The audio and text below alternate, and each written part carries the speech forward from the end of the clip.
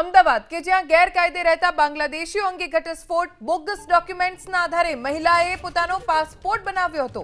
બાંગ્લાદેશી મહિલાએ ભારતીય પુરુષ સાથે લગ્ન કર્યા હતા। યુપીમાં જન્મ થયો હોવાનું પ્રમાણપત્ર મહારાષ્ટ્રથી બનાવ્યું। પાસપોર્ટમાં નારોલના કર્ણાવતી એપાર્ટમેન્ટનું સરનામું છે। બાંગ્લાદેશી અને સાઉદી અરેબિયાનું ચલણ પણ મળી આવ્યું। બોગસ પાસપોર્ટના આધારે સાઉદી અને બાંગ્લાદેશનો પ્રવાસ કર્યો। મહિલા બાંગ્લાદેશથી કેવી રીતે ભારત આવી તેને લઈને હવે તપાસ કરવામાં આવી રહી છે।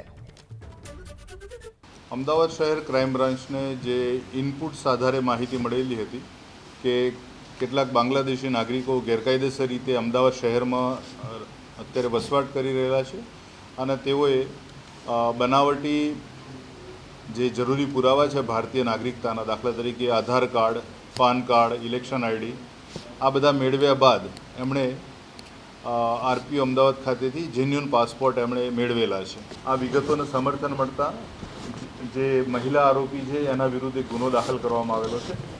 આ મહિલા આરોપી જે છે એ મૂળ બાંગ્લાદેશના છે અને હાલ અમદાવાદમાં છેલ્લા 2016થી રહેલા છે। બાંગ્લાદેશના પણ એમના 3થી વધુ પ્રવાસ આ સમય દરમિયાન થયેલા છે।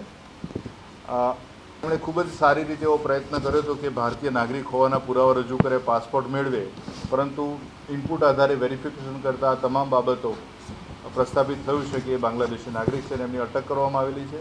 હાલ મહિલા આરોપી 18 તારીખ સુધી પોલીસ રિમાન્ડ ઉપર છે, એની પૂછપરછ ચાલુ છે અને આ સાથે સંકળાયેલ બીજી વ્યક્તિઓ, એમને મદદ કરનાર વ્યક્તિઓ, આ જે પ્રકારના દસ્તાવેજો એમણે મેળવ્યા એ એમાં જે પણ લોકોની સંડોવણી છે એની તપાસ હાથ ધરાઈ રહેલી છે।